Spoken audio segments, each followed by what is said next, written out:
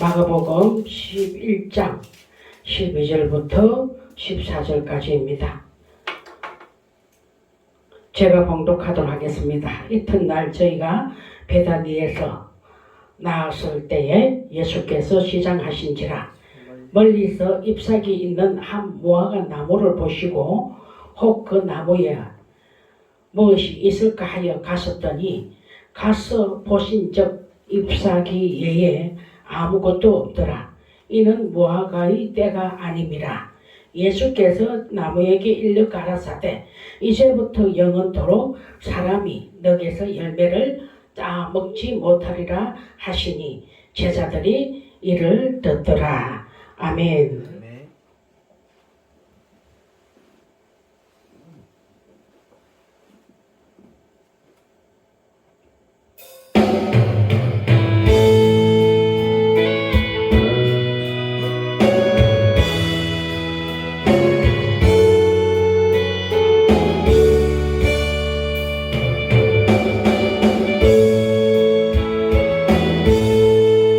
날 구원하신 주 감사 모든 것 주신 감사 지난 추억 이래 감사 주 내게 계시네 한기도 본체 감사 외로운 마음을 날 감사 떨어진 눈물도 감사 나의 영혼에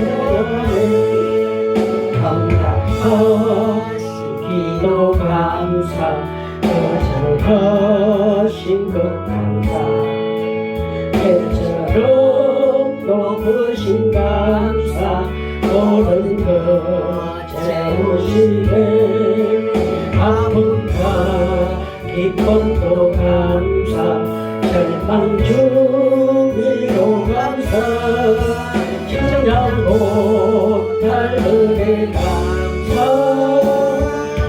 크신 사랑 감사해 객하게 장미꽃 감사 장미꽃 가시 감사 사랑의 가정 이도한 양식 감사 기쁨과 슬픔도 감사 하늘 펴가는 감사 내일의 희망을 감사 영원토록 감사해 내 건강 주신 감사 또 연약한 감사 해도 주신도 감사 물은 또한 감사해 답을 위한 수고 감사 저녁에 하신 감사 우유도 바람도 감사 모든 것 감사해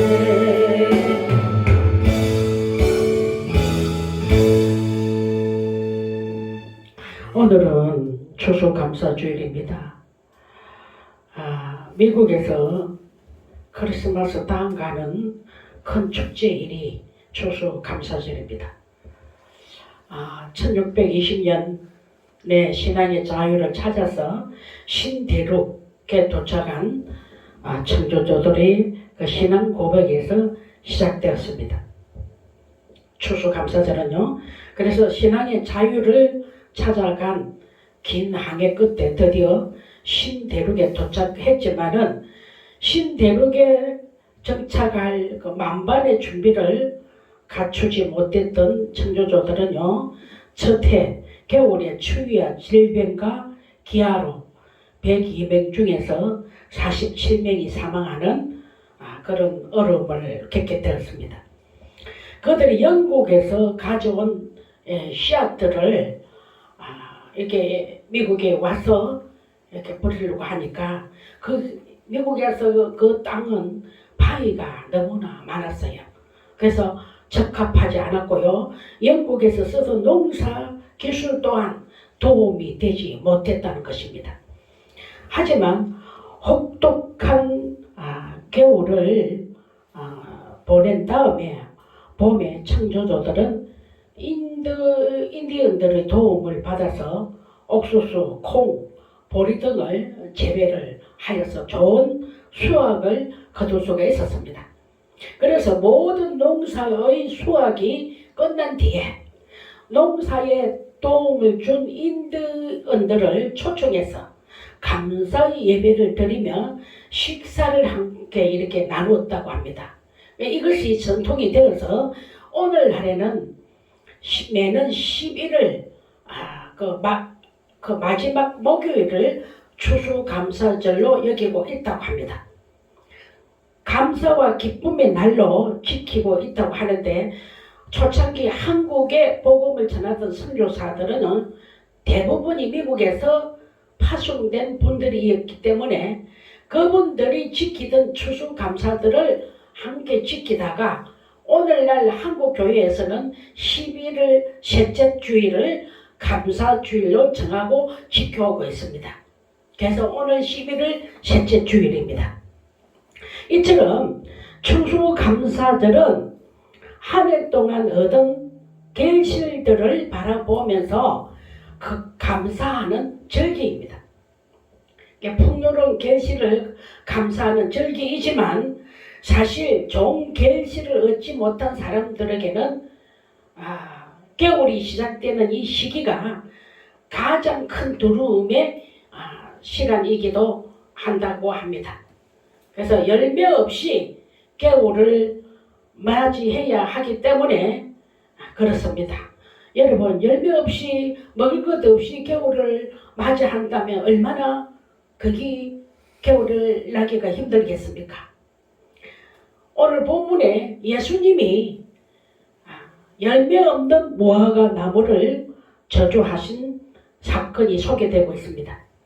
무화과 나무는 열매가 먼저 맺힙니다. 그리고 그 다음에 잎이 생깁니다. 그러므로 잎이 있다는 것은 곧 열매가 있었을 것이라고 다 생각을 합니다.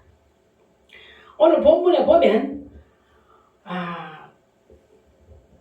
6월절, 그러니까 즉 사흘달이라고 할 수가 있습니다. 그러면 무화과가 달려 있기는 해도 아직 무화과가 추수기는 아니었죠. 그래서 베다니에서 나온 예수님은 시장 갔었다고 했습니다. 그렇게 멀리서 보니까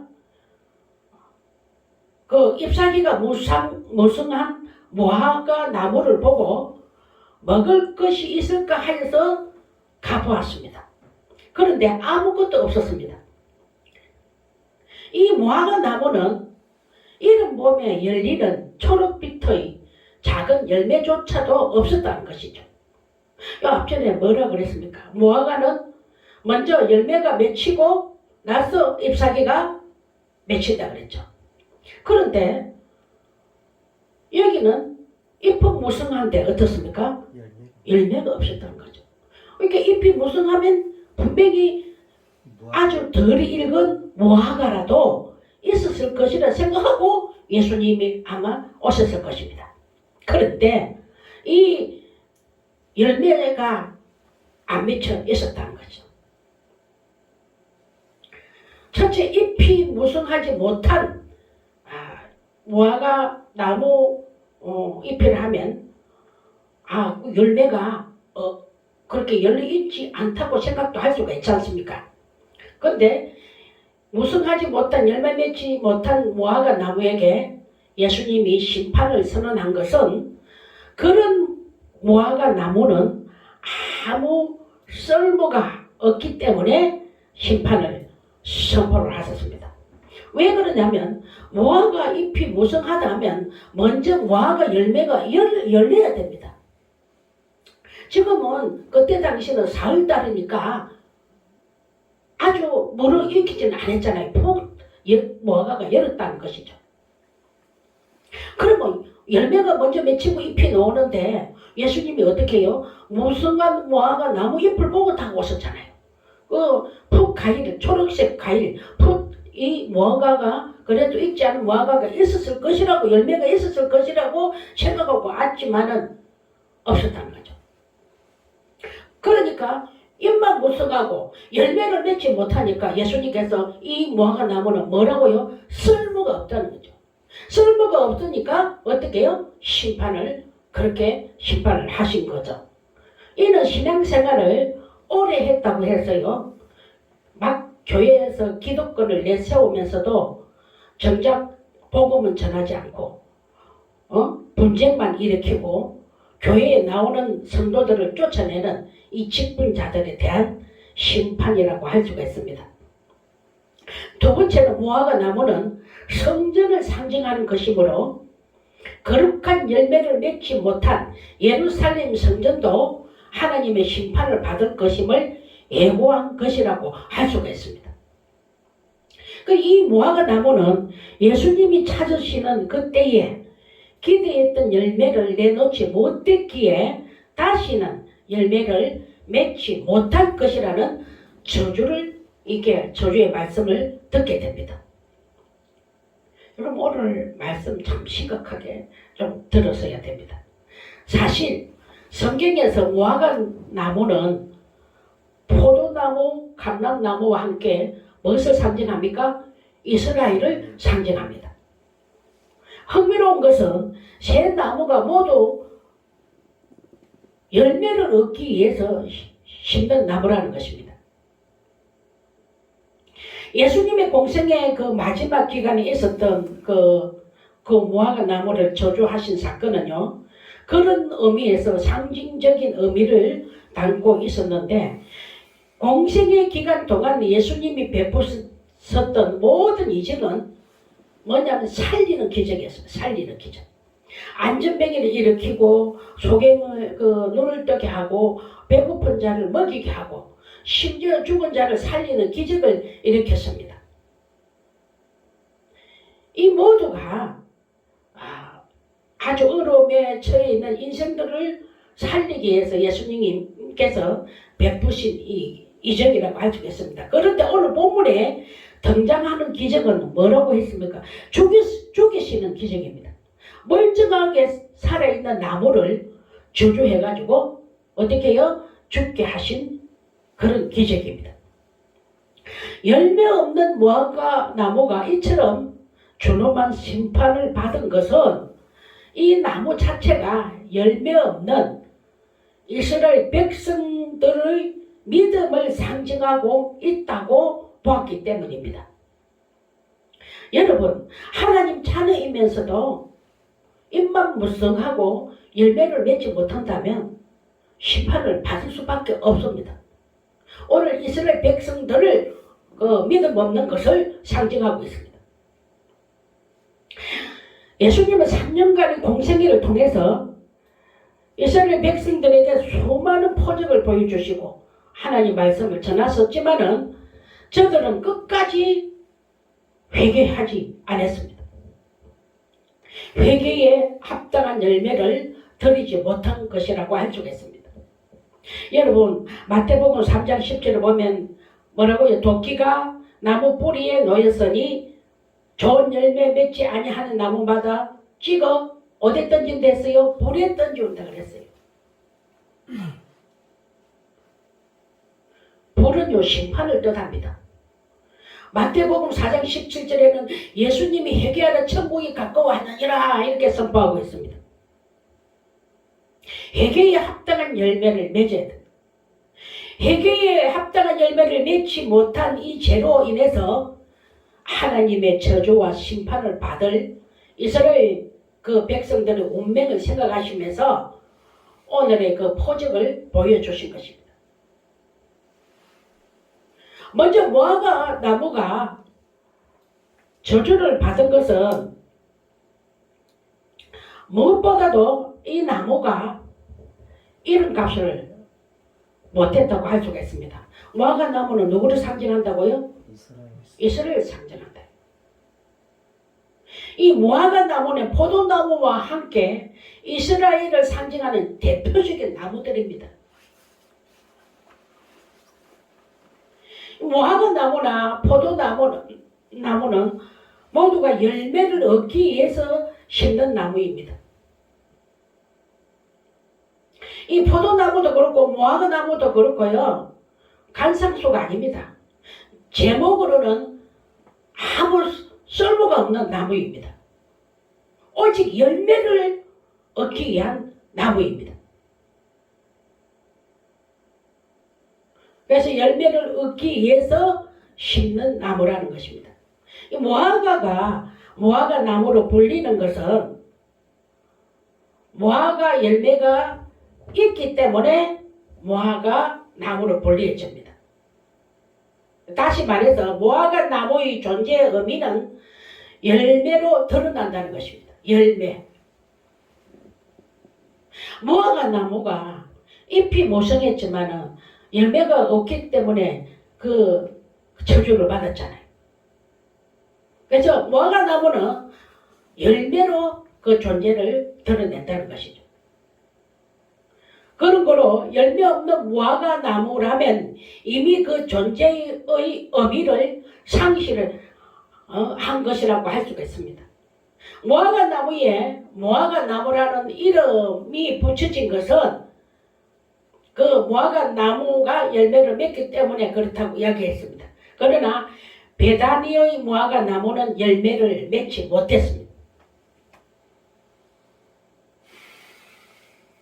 그래서 자신의 이름값을 못했기 때문에 저주와 심판을 받은 것입니다. 하나님께서는 택한 백성을 구속하실 때 그들에게 새로운 이름을 주십니다. 성도라는 이름을 주십니다. 제자라는 이름도 주십니다. 빛의 자녀라는 이름도 주십니다. 왕같은 제사장, 그리고 택하신 족속, 거룩한 나라, 하나님 자녀라는 이름을 주십니다. 이런 이름을 주셨을 때는 이런 이름에 합당한 삶을 살려는 하나님의 기대가 담겨져 있다는 것입니다. 그런데 우리가 이 이름에 합당한 삶을 살지 못한다면, 기대하는 열매를 맺지 못한다면 하나님의 책망과 진노를 받게 된다는 것입니다.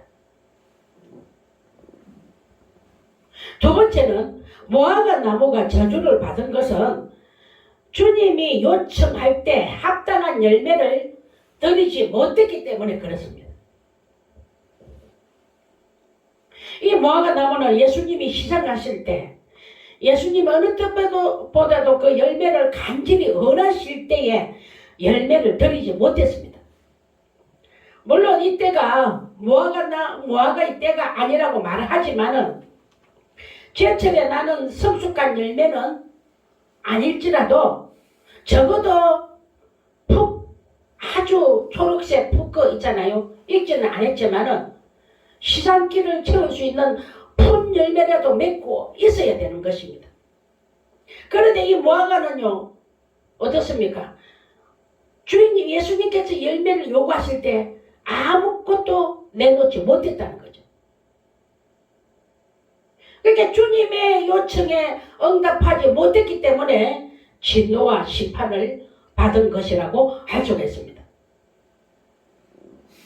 여러분 마태복음 24장 25절 보면 마지막 때 예수님께서 도적과 같이 오신다고 했습니다. 우리 주님은 우리에게서 달란트와 열매를 분명히 요구할 것이라고 했습니다. 주님 오실 때 주님이 원하시는 달란트와 열매를 내놓는 자들은 분명히 칭찬과 상급이 있다는 것을 우리 성경에서 볼 수가 있습니다. 그러나 아무것도 예비하지 못한 자들에게는 무섭고도 준엄한 심판이 내려질 것이라고 말하고 있습니다. 언제 주님이 오셔서 열매를 여러분 요구하실지 우리는 알 수 없습니다. 언제든지 주님이 우리한테 오셔가지고 그 열매를 요구하실 때 그 열매를 내어 드릴 수가 있어야 된다는 것이죠. 아멘. 우리는 항상 열매를 준비하여서 주님이 원하실 때 언제든지 열매를 드릴 수 있는 저와 여러분들이 다 되시기를 축원합니다. 아멘. 세 번째는 이 무화과 나무가 저주를 받은 것은 기대를 저버렸기 때문입니다. 잎은 무성한데 열매가 없었다는 것입니다. 무성한 잎이 없었다면 처음부터 예수님이 그 열매를 기대했을 것 같습니까? 기대하지 않았죠. 하지만 멀리서 이렇게 봐도 잎이 무성하니까 반드시 열매가 있을 것 같아서 가까이 가보았다고 말씀하고 있습니다. 그런데 가보니까 아무것도 얻지 못했다는 것입니다. 이에 진노하신 예수님이 무화과 나무를 저주하신 것입니다. 잎만 무성한 채 열매가 없는 무화과 나무는 예수님 당시에 이스라엘 백성들이 가지고 있던 그 신앙생활의 그 모습을 상징적으로 보여주고 있다고 할 수가 있습니다. 저들은요 아주 그 모습은 갱근한 척 신앙생활 잘하는 것처럼 아주 예적인 모습은 그럴듯했지만은 그 내면에는 하나님이 기뻐하실 만한 열매가 없었다는 것입니다. 이런 분들 지금 현재 교회에 너무 많습니다. 당시에 종교 지도자라고 자처했던 바리새인 서기관들의 모습이 그랬습니다. 그들을 보고 예수님 뭐라 그랬습니까? 해치라 무덤이라고 했습니다. 독사의 자식이라 했습니다. 해치라 무덤은 어떻습니까? 무덤을 예쁜 잔디를 가꾸고 아주 멋있게 무덤이 되어 있을지라도 그 안에는 무엇입니까? 썩어서 냄새가 난다는 거죠. 저들은 갱근의 모양은 있으되 그 내면을 보면 갱근의 능력도 열매도 없는 사람들이었다고 할 수가 있습니다. 이들의 위선적인 모습을 보고 예수님께서는 심판을 저주를 하신 것입니다. 잎이 무성하면 반드시 그에 합당한 열매가 있어야 합니다. 열매가 없으면 차라리 잎도 없어야 합니다. 그래야 기대를 안 할 것이잖아요. 그러지 않다면 저주와 심판을 피할 수가 없습니다.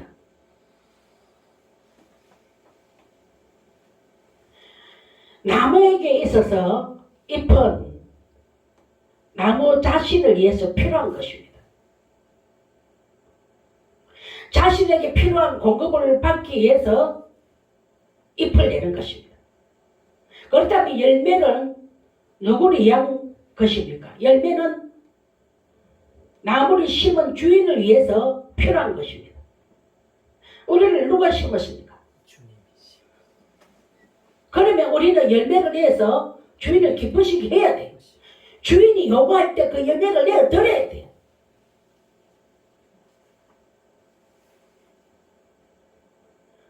그리고 배고픔에 지친 나그네들을 위해서 필요한 것입니다. 잎만 무성한 채 열매가 없는 무화과 나무는 자신만을 위해서 믿음 생활을 하는 이기적인 신앙인들의 모습을 상징적으로 보여주고 있다는 것을 말해주고 있습니다. 여러분 믿음은 어떻습니까? 열매가 있습니까? 주님을 기쁘시게 하고 배고픈 나그네를 먹일 풍성한 열매를 맺고 있습니까? 아니면 입맛 무성한 이기적인 신앙에서 벗어나지 못하고 있습니까? 자신만을 위한 이기적인 신앙은요, 하나님의 심판을 피할 수밖에 없습니다. 피할 수가 없습니다. 네 번째로 기억할 것은 심판 뒤에는 또 다른 기회가 주어지지 않습니다. 여러분, 심판 딱 받은 후에는 또 다른 기회가 없습니다, 여러분. 예수님은 이 무화과 나무를 심판하시면서 이제부터 영원토록 너가 열매 맺지 못하리라 이렇게 저주를 했잖아요. 그러면 그 무화과 나무가 말라 죽어버렸잖아요. 다시 이제 소생을 못한다는 거죠. 하나님은 우리를 심판하시기까지 오래 참으신다고 했습니다. 한 번 심판을 시작하시면 더 이상 구원의 기회는 주어지지 않는다는 사실을 여러분 맹신하시기를 바랍니다. 하나님은 오랫동안 이스라엘 땅에 많은 선지자들을 보내가지고 저들이 회개에 합당한 열매를 맺을 것을 요구를 하셨습니다. 그래도 되지 않으니까 이제 마지막으로 하나님께서 아들을 보내가지고 회개하려 천국이 가까웠다고 이렇게 경고를 합니다. 하지만 유대인들은 어떻습니까? 지금까지 하나님이 보내신 선지자들을 죽였습니다. 핍박하고. 마지막으로 하나님이 보내신 독생자 예수님마저 죽이려고 어모를 꾸미고 그렇게 했잖아요.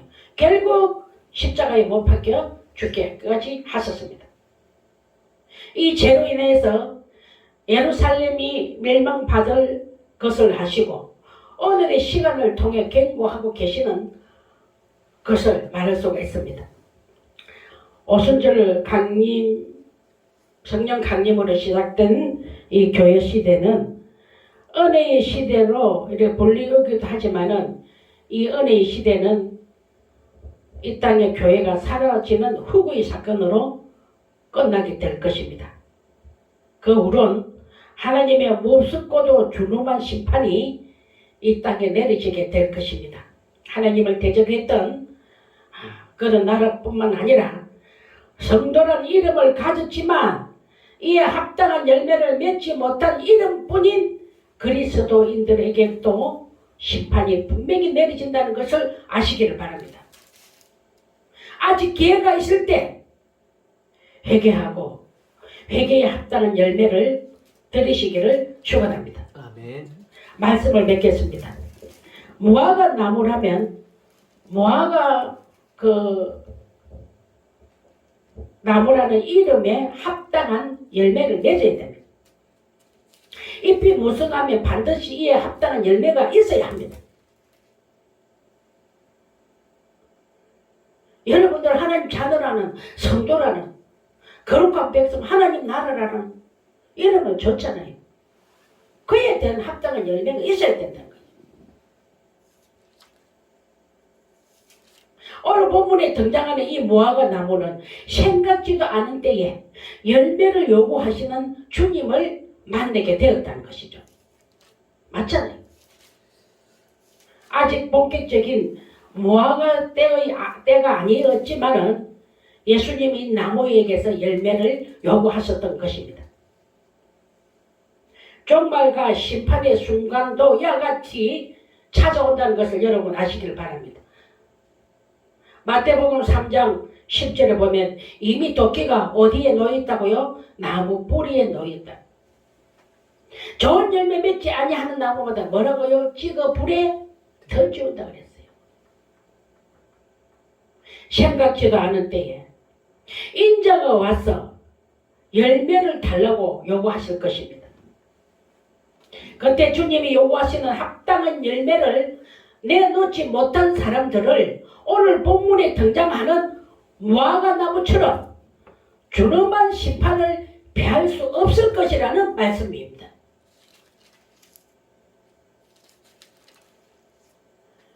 우리가 항상 추수감사절 말씀을 구원해 주신 그 은혜에 감사해서 우리가 말씀을 선포했습니다. 오늘 이 말씀은 회개에 합당한 열매를 맺지 않으면 어떻다고요? 심판을 면할 수 없다는 것이다. 자, 여러분들은 회개의 합당한 열매를 맺어서 하나님의 자녀로서의 합당한 열매를 많이 맺어 주님이 열매를 요구하실 때에 그 합당한 열매를 다 들으시는 자, 여러분들이 다 되시기를 주 예수 그리스도 이름으로 축원합니다. 아멘. 기도하겠습니다. 아버지 하나님, 우리가 회개에 합당한 열매를 맺지 못했다면 회개에 합당한 열매를 맺을 수 있도록 도와주시옵소서. 아멘. 갱근의 모양만 있고 입만 무성한 이기적인 신앙을 가졌었다면 하나님 용서해 주시고 이제는 열매를 맺어서 하나님께 드리는 그런 성도들이 다 될 수 있도록 도와주시옵소서. 아멘. 예수님 이름으로 기도하옵나이다. 아멘.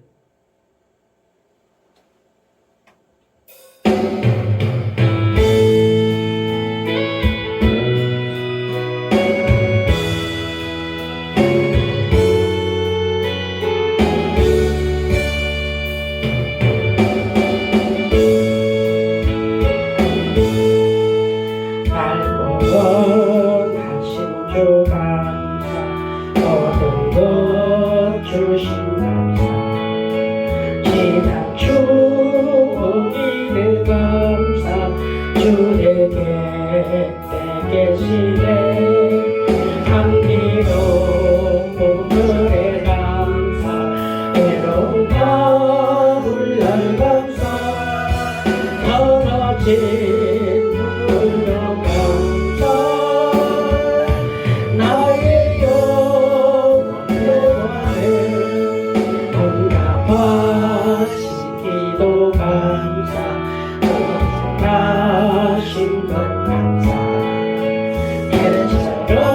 떨어진 감사 모든 것 채우시네 아픔과 기쁨도 감사 절망 주니로 감사 천량 못할 은혜 감사 크신 사랑 감사해 깨끗하게 장미꽃 감사 꽃가시는 따스한 사랑이가 이루갈 양식 감사 기쁨과 슬픔도 감사 하늘 평안을 감사 내일의 희망을 감사